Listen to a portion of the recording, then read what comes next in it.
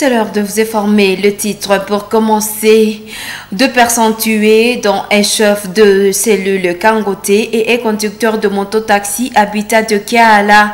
Le fait se produit la nuit du dimanche 18 à ce lundi 19 septembre. Les civiques auteurs de ces crimes courent encore dans la nature.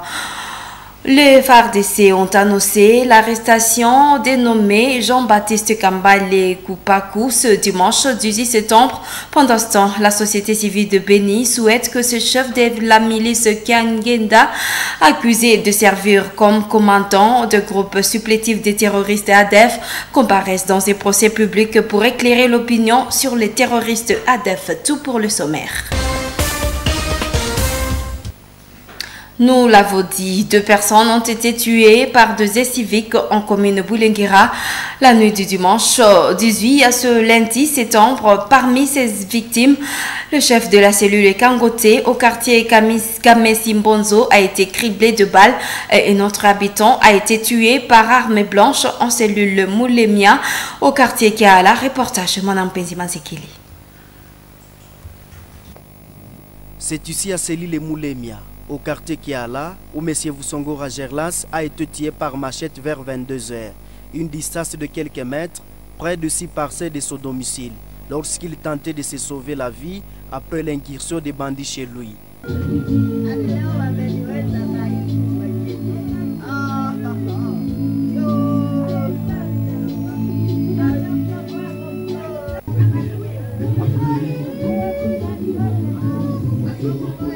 Jackson Voussongora, un frère du défunt, demande aux services de sécurité de jouer correctement leur rôle, de protéger la population et leurs biens à ce moment où la ville traverse une situation sécuritaire compliquée. C'était vers 22 h. Nous avions écouté quelqu'un venir comme un visiteur. Il se présentait comme un visiteur. Alors il nous a dit non, ouvrez la porte. Bon, il a cité un nom, mais le défunt, lui, ne l'a pas reconnu. On a dit, bon, comme ce monsieur venait d'assister, il a dit non, laisse-moi ouvrir la porte et voir ce qui se passe. Alors, curieusement, en ouvrant la porte, il rencontre que c'était une marmaille de bandits. Alors, il a dit non, il a voulu s'échapper pour se sauver. Hein. Alors, ils l'ont poursuivi parce que c'était, je crois que c'était leur cible de ce jour.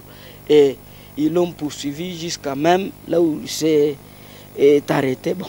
Et c'est là où vous l'avez rencontré, où lui a poignardé. Bon, en tout cas, c'était tellement horrible. J'aimerais dire d'abord, parce que vous voyez, c'est à quelques mètres du bureau du quartier qui est là. C'est à quelques mètres ici, une 50aine de mètres. Alors nous voulons dire à tout et chacun, comme autorité, de faire son travail comme il le faut. Voire même mettre, je dirais qu'il faut mettre des services de sécurité partout, où ils peuvent alerter à tout moment. Alors, je demanderai aussi au maire de la ville et surtout au gouvernement de protéger la population avec leurs biens, parce que c'est leur mission régalienne. Les défunts étaient conducteurs de moto-taxi. L'autre victime tuée la même nuit, c'est le chef de cellule Kangoté, au quartier Kamesimbonzo. Ce dernier a été tué par balle. Nos sources ont refusé de s'exprimer sur les circonstances de sa mort.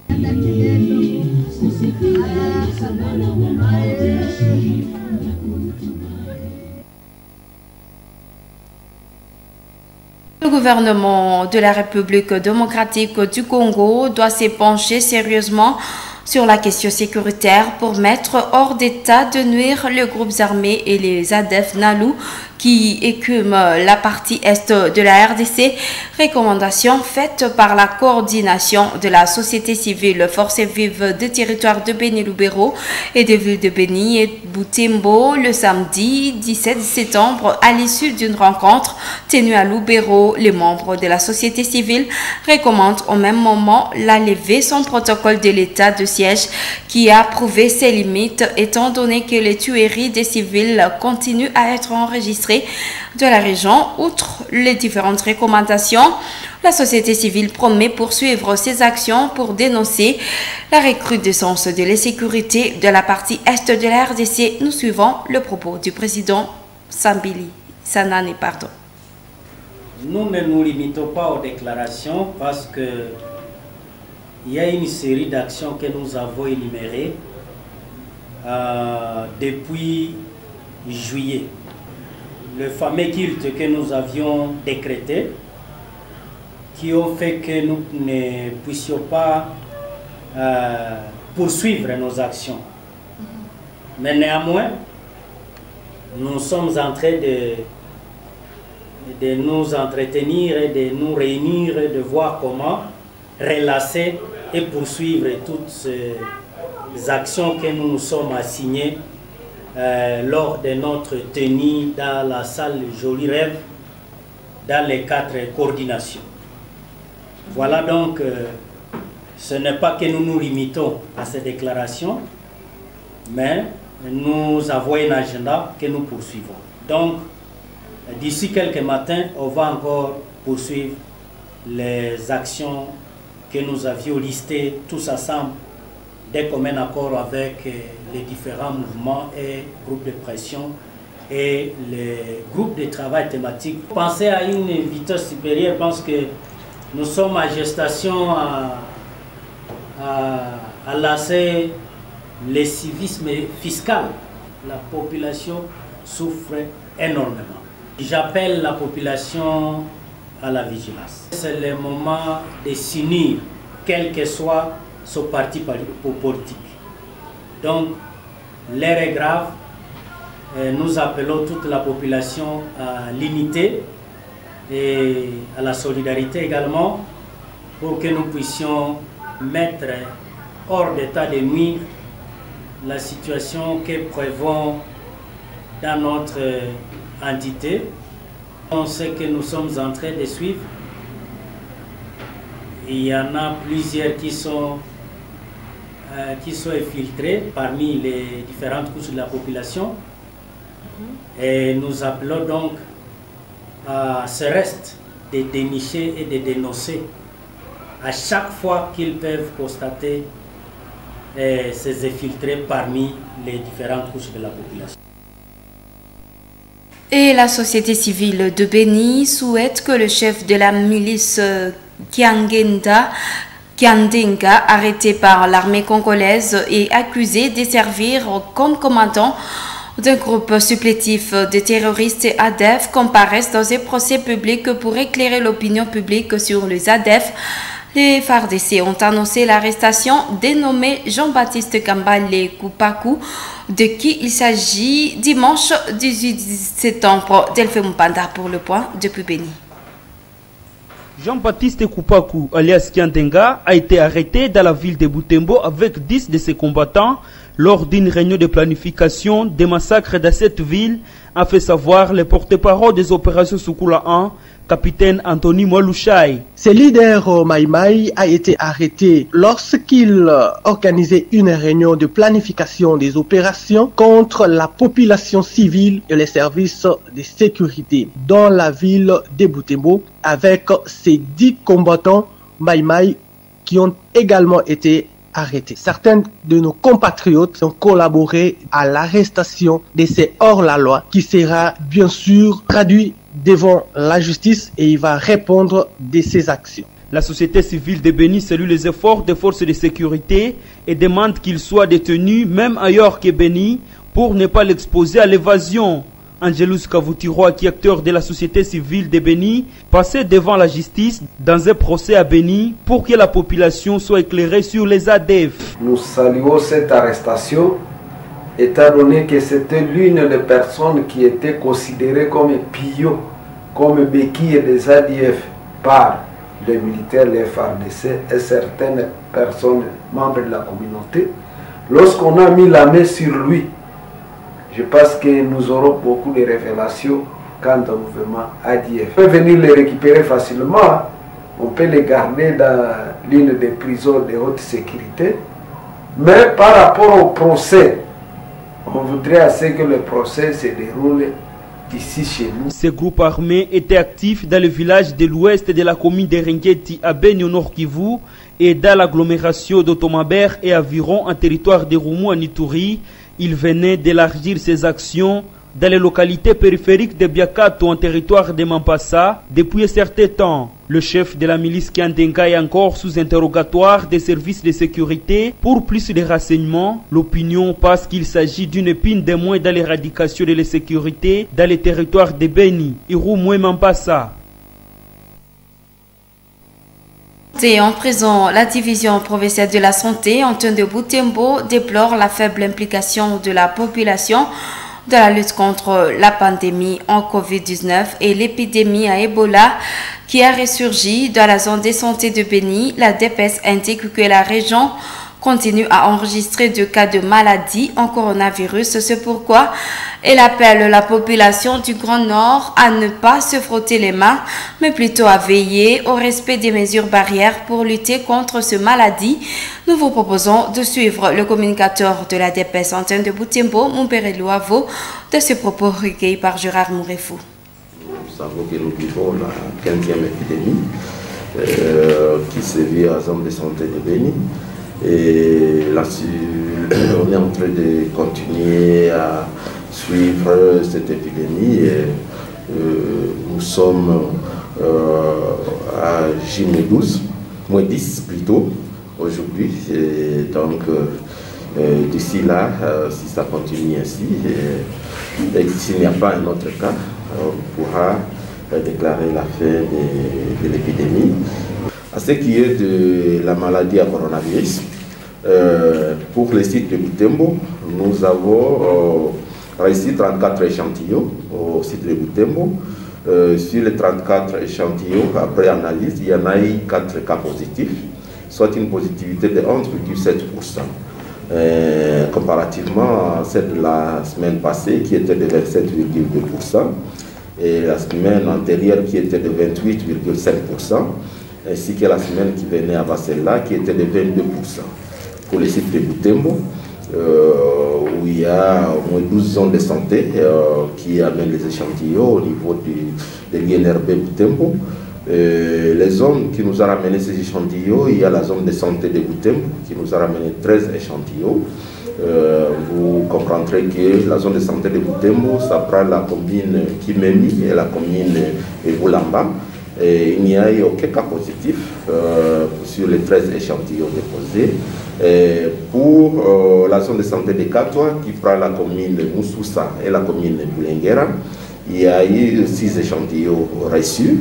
Après les analyses de ces 6 échantillons, il y a eu un cas positif. 5 criminels appartenant à un réseau de ravitailleurs en vivre de médicaments et de recruteurs de ZADF ont été arrêtés la semaine dernière par le service de défense et de sécurité de la région de Boga en Ituri. À en croire nos sources, ces criminels ont été arrêtés en provenance de Bunagana au Nord Kivu. Le gouverneur de l'Ituri appelle les jeunes à se désolidariser avec le groupe rebelle.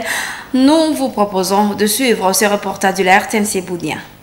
Les 5 de criminels membres d'un réseau de recruteurs et de ravitailleurs en vivres et médicaments de terroristes ADEF, ils ont été arrêtés par le service de défense et de sécurité dans la région de Boga, Tchabi, au site du Roumou. Présentés ce vendredi 16 septembre au gouverneur militaire de l'Ituri, ces malfrats sont passés aux aveux et chacun a révélé son rôle au sein du groupe. Des liens entre ces réseaux de recruteurs et de ravitailleurs de ZADF avec les terroristes du M23 sont plausibles dans la mesure où des membres de cette bande criminelle sont venus de Bunagana au Nord Kivu, affirme le lieutenant Junungungu, porte-parole de l'armée en Ituri. Au gouverneur militaire et commandant des opérations, le lieutenant général Lubuan Kachama Johnny, d'interpeller certains jeunes coopérant avec les groupes armés de se désolidariser de ces entreprises criminelles. Et je demande à la jeunesse, si vous avez encore un cœur, et c'est un appel que je fais, que ce soit aux jeunes de Codeco, FPIC,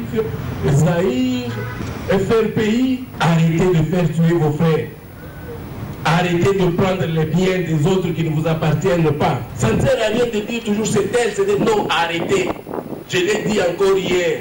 Rentrez dans vos activités en attendant que le désarmement, la démobilisation arrive. Elle va vous trouver dans vos activités. On ne le dira jamais assez. Le temps de siège a permis de démanteler de nombreux réseaux criminels. En Ituri, pour preuve, il ne se passe pas 2 jours sans que deux membres des mouvements insurrectionnels ou leurs complices soient neutralisés ou capturés par les services de défense et de sécurité sous le commandement du lieutenant-général Lubouyankashoma Johnny, ce qui démontre la détermination du commandant suprême de FRDC et de la police Félix Antoine Tshisekedi Tshilombo à mettre fin à l'insécurité en Ituri.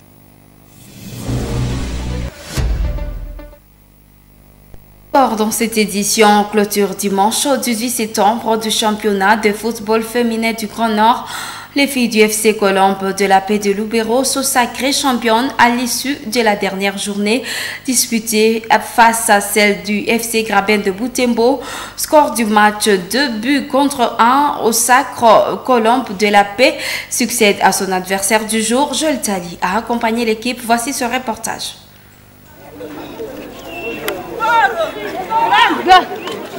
C'est à 14 h que les deux parties signent leur entrée sur l'aire des jeux. Elles prennent environ un quart d'heure pour la reconnaissance de celle-ci. Normal, cash. À 14h15, le go est donné par l'arbitre central. Cette rencontre se déroule sous une ambiance très timide des deux côtés. Pour motif, une présence massive d'eau de pluie sur l'aire des jeux. Ce début de match est encore plus angoissant pour les filles de Butembo qui doivent apprendre à maîtriser ce terrain. Mais les adversaires font l'affaire malgré cette étape pitée de l'heure des jeux. Les filles de Lubero prennent logiquement de l'avantage dans les jeux de ce début de match. Déjà dans la première moitié de la première mi-temps, les filles de Butembo se font marquer. Ce but ne décourage pas cependant les filles de Butembo. Mais en face, elles se retrouvent face à des adversaires plus redoutables que d'habitude. Seulement quelques tentatives orientées vers les poteaux des Colombes de la Paix, mais sans précision. Mais à la seconde mi-temps, les visiteuses tentent de mettre plus de sérieux dans les jeux grâce au renfort effectué dans la ligne offensive de Graben. Cette équipe obtient un penalty que la surnommée Kabananga va convertir en but. L'équipe de Butembo revient au score, mais rien n'est fini.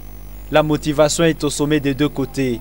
Les filles de Colombes de la Paix décrochent une faute que la capitaine de cette équipe classera dans les poteaux. La réaction de la gardienne du Graben n'a pas suffi pour arrêter cette balle. Et c'est le deuxième but pour Colombe. Ce but scelle aussi la partie. Le FC Colombe de la Paix sacré champion du Grand Nord à la succession de son adversaire du jour.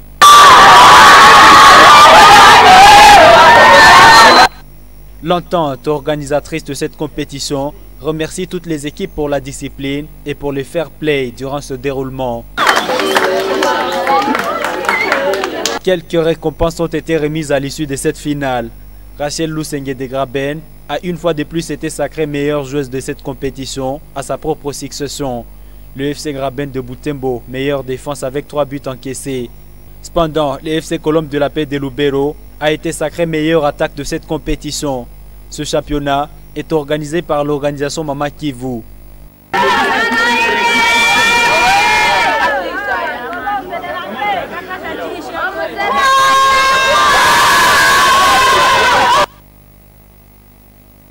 Cette page sportive boucle cette édition. Merci de votre attention. Au revoir.